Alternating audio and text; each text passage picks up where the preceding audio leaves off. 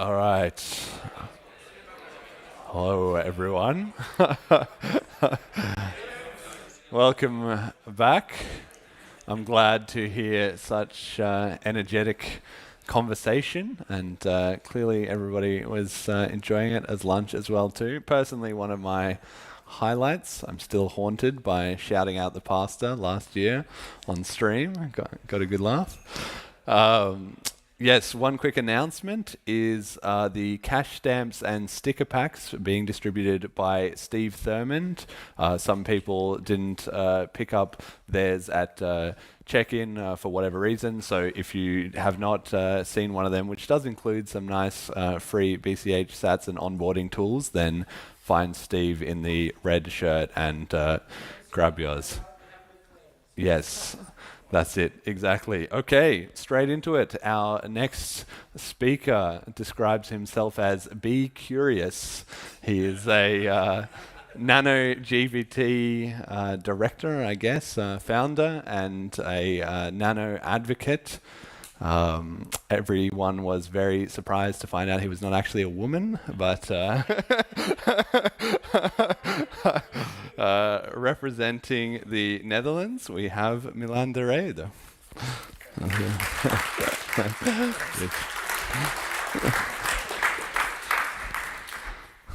Okay, is my mic? Yeah. So first of all, sorry for the terrible disappointment of me not being Mira. I don't know if it's anyone in this room, but I had people like reach out and be like, I thought I had a shot with her. Yeah, there you go, yeah. So I'm sorry, but yeah, so my name is Milan de Reede. As mentioned by Jeremy, I co-founded NanoGPT together with Huggy/Nikolai, who's also in this room. But today we're not here to talk about Nano or NanoGPT because we also started Bitcoincash BCashGPT, which I think you all will like. Which I think is much more to your liking than NanoGPT probably is. So first of all, I want to talk about why we started this, what we built, why we think it's useful for Bitcoin Cash, how it can help with adoption, and some of our reasoning behind why we created this service. So first of all of us here, I guess, like decentralization. Centralization is the devil. The issue is, in AI, centralization is kind of important because scale is key. The bigger you are, the more data you can suck up as a model creator, the more GPUs you can run, the stronger your model is going to be, and the more useful it's going to be to people. So the more they're willing to pay for it. And we can kind of see that with the AI overlords. I don't know who created this article, but I like the image. So it's, of course, Altman, Elon Musk, and then from Anthropic and also Google. They're kind of the big ones in the AI space. There are open source ones like Meta created Llama, and there's DeepSeek, of course. But realistically, like more than 90% of the usage, especially the best models, is going to be just decentralized models, which, we like decentralization, we like crypto, so we are not very fond of how this is going. Because what this allows the model creators to do is restrict access to these models. There are a lot of people in the world for whom $20 a month is a fortune. Like, we all came all the way here to Slovenia, so presumably all of us can afford it. But for many people, $20 a month is just too much. There are many people in Kenya, Nigeria. They like the idea of using these models, and they can get a lot of use out of them, but they don't want to spend $20 a month. And I actually looked it up. It's a bit more than $20 a month for many of them. Grok is now like $30 a month or $40, depending on the subscription.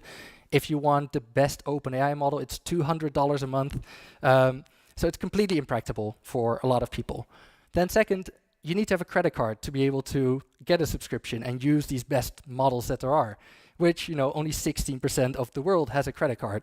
There are many unbanked out there. So especially those that can use it most, that don't have access to, say, good teachers, good medical, good hospitals around them, good medical advice, they're not able to access this because those are the people without a credit card. So those are two big issues in terms of cost. And then there's also the privacy aspect, right? I don't know what you guys use AI for. A lot of people openly share with us that they use it for pretty kinky stuff. But also just in general, it's a bit of a terrifying idea to me that you register with your name, with your email, you pay with your credit card, all your details are in there, you start asking questions, all of that is logged and stored with your name. I think most of us don't like, that much information being stored somewhere about us. If they ever decide to sell it, or if a government decides, okay, this is nice information to have, it's not a great situation. So yeah, do you like giving up your privacy? Almost everyone says no, I'd prefer not to. So yeah, we try to solve this, and we think BCH is honestly a great solution for it because it's an actual usable crypto, right? It's possible to do small transactions with it. You can send literally 10 cents. So what we've done is, instead of needing a subscription, you just pay for what you use. You deposit as little as you want, starting at like 10 cents. And that gives you access to every single model you can think of. So ChatGPT, Gemini, Claude, anything you can think of. And the good part is, because it uses BCH, everyone can access it. Like, you don't need to have access to a bank account or credit card. Almost anyone can earn some BCH or get some from, people in this room.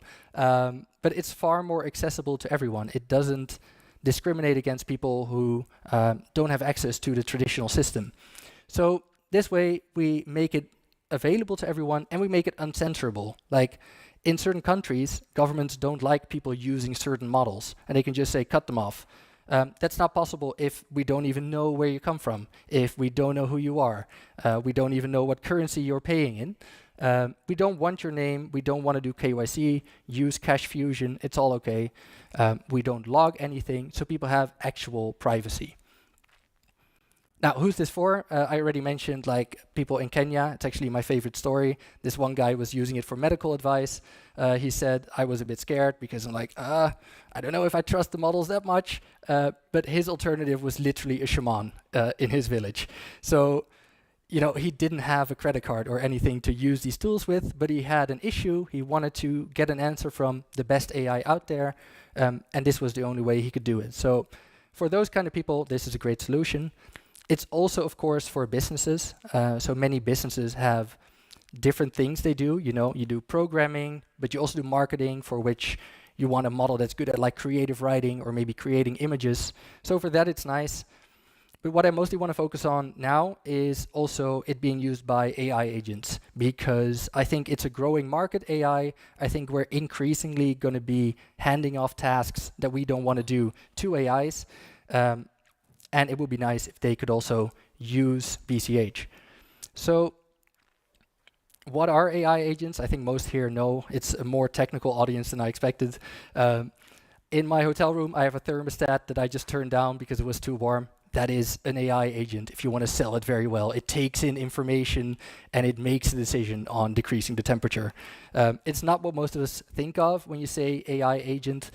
Nowadays, what most people think of when they think AI is ChatGPT, Gemini and such. And those are generalized agents. Just like, we as humans, we're not very good at any particular thing. We're kind of decent at everything.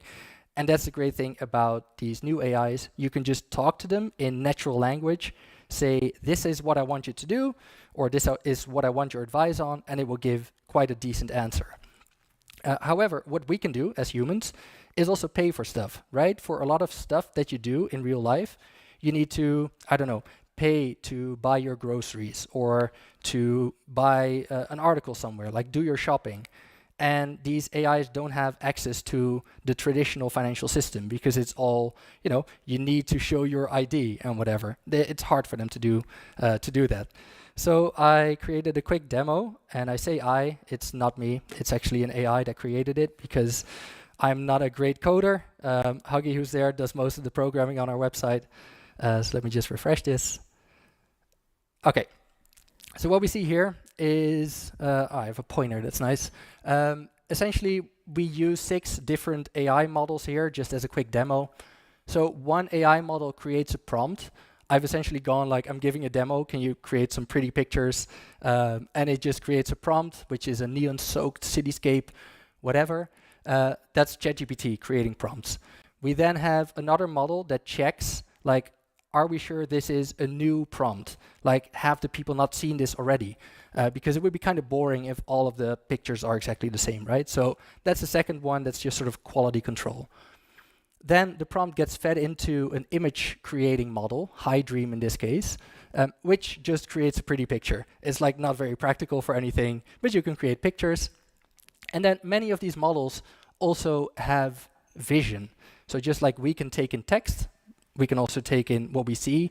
These models can also see. So if you feed them an image, like if I took a picture here now, it would go like, okay, probably a conference, mostly men, and like describe what's in the room.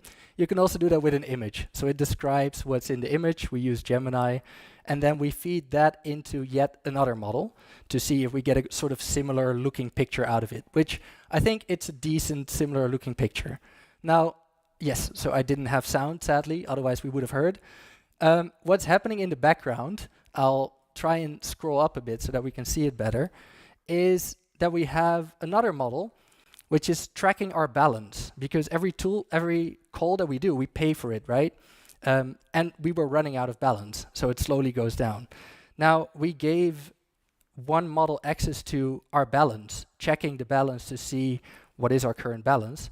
We also gave it access to some tools, and one of those tools is getting a deposit address from our website, and what it gets back is a BCH address. And we gave it access to a tool to do transactions on the BCH network. So what this model unfortunately has done without us hearing it, because it also did a text-to-speech thing, but apparently the volume isn't working. What it did in the background is it noticed our balance was running low. It was going under $1. Now, of course, now we're already up again because it refilled. The balance went under $1. So what it did was, okay, what tools do I have to increase our balance again to keep this demo running? Because its task is keep the demo running. And it saw it could get a deposit address for the service. So it calls the API that we have, gets the deposit address, and then it also sees that it has access to a tool which allows it to send BCH transactions. So we went down to $1. It sent in about 40 cents in BCH, which is an on-chain transaction. I can show it later. Our service takes in the BCH, 2 seconds later it credits it again, and then the balance goes back up because it's added funds to, keep itself running, keep itself alive. Now, of course, this is a very simple demo, right? Like it's just creating some images and some text. But we have people who build very big programs composed of many AI agents working together on top of this, because, for example, with the parity USD, right, we mentioned how there could be managers of your money to make sure you got the best interest rate possible. That could be a human doing it. It could be a very simple program. But what we see in some other cryptocurrencies, like ETH, for example, people are running these very complicated AI agent programs, which take in information from a bunch of sources and then make a decision, thinking like, okay, actually, I think it's depegging here. Now, of course, USD, it's very easy to tell if it's depegging. But then it can decide all by itself to, transfer some BCH and get parity USD in exchange. It can do this with all kinds of stuff. You can have an agent built that has access to a wallet that can do your shopping for you if the merchant takes BCH. We could technically have it buy beers, if that was still possible. So what it kind of does is it enables you to build agents that can natively use Bitcoin Cash to do actions for you. And the best part is you can also pay for everything that this model does in BCH. So, for example, entrepreneurs that don't have access to these models, they can be completely free of fiat. They can be completely free of credit cards because they can build tools on top of BCH, like that use BCH and send BCH and never ever have to move out of BCH in any way. So I considered calling this closing the loop because it kind of, with AI so far, right, many people use it in tools, build it into apps, but you're always paying in fiat. And usually you cannot have it do transactions. Now we can do transactions on BCH. We can pay in BCH. We don't have to touch fiat anymore. We can completely opt out of, the traditional system in this sense. So I'll shut down the demo real quick. How do I do this? There we go. What you can also do, just much simpler, what I was describing earlier, is people that use this for stuff like medical advice or just helping them learn stuff. We of course integrated BCH, and you get a discount if you pay in BCH. You can also pay in credit card because we figure some people might come across this, and they might not have BCH, and then they get curious because they're like, oh, how do I get the 5% discount? So you can add very simply this way. So I'll just demonstrate this really quickly because I wanted to try this with Paytaka. So you get a deposit address shown on screen. This is essentially the same as what was happening earlier via the API. You scan the QR code. There you go. We send the transaction and we verify, and then it just adds some funds. Should be like 2 seconds, I think. Of course, it's a live. Okay, I was going to say. So you add some funds, and then you can just start asking whatever you want of the model. So we can ask like, what is BCH BLISS? Or actually, what is the BCH Velma upgrade? We ask it a question. And now for many of us, this is very basic already, right? But for many people, they didn't even have access to this before. There you go. It's a planned improvement. What does it do? The specific details will depend on its release version. So that's another thing that we did. So many of these models are smart, but they're outdated. What you can also do directly. As I wanted to say, this is actually pretty old usually, right? When you use these models, they don't natively access the internet. They're trained on old information. So what we can do is we can give it access to the web. So we tell it to, again, answer our question about the Velma upgrade, but now we give it web access and hopefully it will do it a lot better. It also has to think a bit longer because, it goes to Google, searches for it, and then suddenly its intelligence improves a lot, right? Because now it knows that it's going to go live on May 15th. Might even say something about BCH BLISS, I hope. Let's see. A BLISS conference. There we go. There you go. It coincides with the BCH BLISS 2025 conference held from a...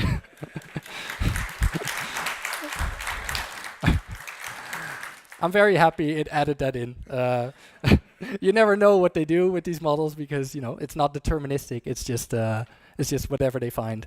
So anyway, let me go to the next slide again. So yeah, what this does is with BCH you now have access to just every single AI tool you can think of, all the chat models, all the image models, all the video models. I won't spend too much time on this because it's like 250 models. What we're mostly hoping is that people start building on this because we think in many cases using AI can really help you build stuff. If it's for programming, if it's for building something on BCH, that's a marketplace, but you want to make sure there's no nudity. Let's just say something. The model that I showed earlier that was checking the text prompts to make sure they weren't repetitive, it also checked to make sure it was suitable for work, right? So it can be even a sort of anti-spam on whatever service you build. There's tons of things that people can do with this, and we're hoping that now, it allows a lot more people to start doing this because they can just do it in BCH. That's actually my presentation, so I'm running ahead of schedule, I think. What I would say is just give it a try. We'll be here as well to demonstrate it. Obviously, you can add as little as 10 cents in BCH, and hopefully people can start building more stuff on top of Bitcoin Cash. Thank you.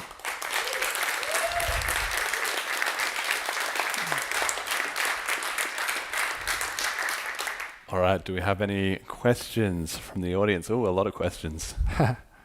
Is there an API for this? Like, can I access the service pragmatically? Yeah, all of this, the demo that I was showing, was done via our API, just a live website.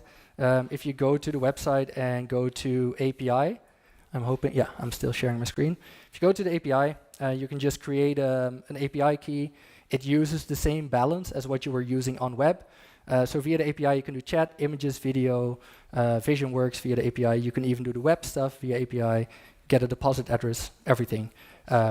It's OpenAI compatible as well. So if people have built stuff that uses OpenAI libraries, what you do is you replace OpenAI.com with BCashGPT.com, and it just works. And you have access to a lot more models, obviously, and you pay in BCH. So yeah, it's definitely possible. Okay, another question.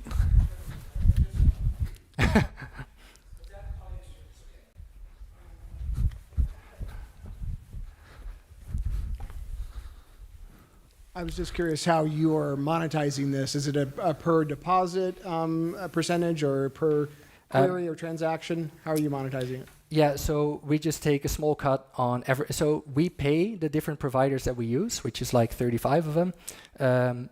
We pay them per word, essentially, that we send to them and that we get back, and we just add a margin on top of that. It's a very simple sort of system.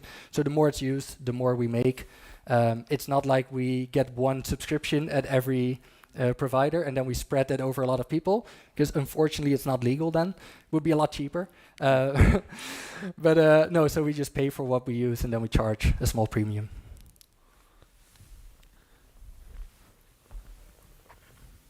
How is this different from the old NanoGPT? Essentially, this just only uses Bitcoin Cash, essentially, because we think many people in Bitcoin Cash, they want to promote Bitcoin Cash, right? You don't want to, like, it works really well on NanoGPT. I think many of you have used it here, but you're referring people to NanoGPT, which I think many don't like so much. We want to spread, like, any decentralized currency that works. We're very happy to see people using it. We think more people will use it this way than if it was like NanoGPT as well. So it's a very simple way to just like cater to people that prefer Bitcoin Cash, very simply. Hi, thank you. Yeah, just talking to it. Oh, okay. How confident are you on the privacy issue? Because I'm currently running a medical journal on Bitcoin Cash, and there's a lot of ethics about researchers sending data to AI. Yeah. And we're currently exploring a lot of AI options. And the medical concern that we have is sharing unused data or unpublished data with models. Yeah. And your particular product may be perfect for what we need, but it's the privacy that all the medics have concerns about. So how confident are you that none of the data is ever getting shared if you use these models? Yeah, so the issue is we are, in a sense, a middleman, right? So we use many different providers. Many of them claim to be no log, that they don't log anything. We know what we do on our end, which is we log nothing. And if you send in a prompt, we only send in the prompt, like no identifying information, no IP and whatever. But technically, on their end, they could just be storing everything and seeing everything. So the privacy that we can offer is more of an anonymization, I guess is a better term. Like if you use it as a person, there's no way to link the prompt to you as a person unless you go like, hi, my name is Milan. Then obviously it will know. But in general, it breaks the link. That's a better way to put it. Okay, if I was putting on unpublished medical data, technically whichever LLM I use on your service, even though they say they aren't collecting it, they could be. They technically could be, yes. So in that case, we wouldn't know who's asking it, but they would know the prompt, what you're asking. There are actually solutions that we want to explore for this. It is only possible for the open source models. So there we could run completely our own models, pretty much. And then there are some more private things that you could be doing, but like Huggy is actually better to ask for this. Or Nikolai, sorry. Okay, perfect. Yeah, thank you. I have another one. I have a question, which is when you've been running NanoGPT and you've got the stats that you've published, actually really interesting to seeing which different cryptocurrency user bases have been most enthusiastic for this or service. Yep. Can you speak a little bit to what have you seen in the data there and what has been the defining features that help people rank up? Is it features of the coin? Is it features of the community? Like how can the Bitcoin Cash community grow its own user base in that way? Yeah, fair enough. So we started with Nano, of course. The first coin we added was Bitcoin Cash, which was not based so much on any sort of market research. It was just us liking Bitcoin Cash, to be honest. It's a very nice community on Twitter, so like props to all of you. So that's why we added it first. We then started adding more coins, mostly based just on what made sense to us, or statistics like BitPay and those kind of websites. So because we relied on those websites, we started releasing our own data as well, saying which ones were used most. What we've seen is obviously Nano is used most. we're called NanoGPT. We started with Nano. It makes sense. At first, Bitcoin Cash was obviously second. Nowadays, it's mostly Monero, where I think that is the second one because of the privacy, right? People that like privacy like using Monero. What? Oh, sure, yeah. Third most used is surprisingly Bitcoin, BTC, which we were very surprised by. So in general, I would say low fees and privacy really help with adoption. I think BCH is fifth now in the list, annoyingly after Litecoin. But so the reason we implemented it, which is like how you get integrated in more places, I think, is just sort of community noise in a way. Community noise and sort of proof that people are spending it. So in our case, it was mostly a gut feeling that people, that use Bitcoin Cash like actually using it. And that's why we implemented it. So I would say as long as, as you can grow the group of people that use it, network effect, right? You're always talking about as well. The more merchants, the more individuals that use it, the more likely to integrate. Also, prompt.cash, really helpful because it's super easy to integrate with. So tools like prompt.cash are like super valuable, I would say, for the system. One more thing. I think I talked to one of you about this before. There's this thing called BTC Pay Server, which someone told me they really hate Bitcoin Cash. But getting into those sort of tools is really super helpful because usually when we want to add a coin, it's just like, okay, what's the easiest way, right? And doing a custom integration, we wouldn't have done it for many other coins than Bitcoin Cash. In fact, I don't think we've done it for any other coin than Bitcoin Cash. So the more you can get into the existing payment processors, the better as well. Are you hiring? No, unfortunately, we're not. We abuse the AI models as much as possible. I do, and Nikolai gets a lot of work done, just like because he has experience actually building stuff. But no, right now we're not hiring. We'll keep it in mind though. Judging by your experience, it might actually be very useful. Yeah, your resume. Hands together for Milan. Thank you. That's it. Thank you. Thanks.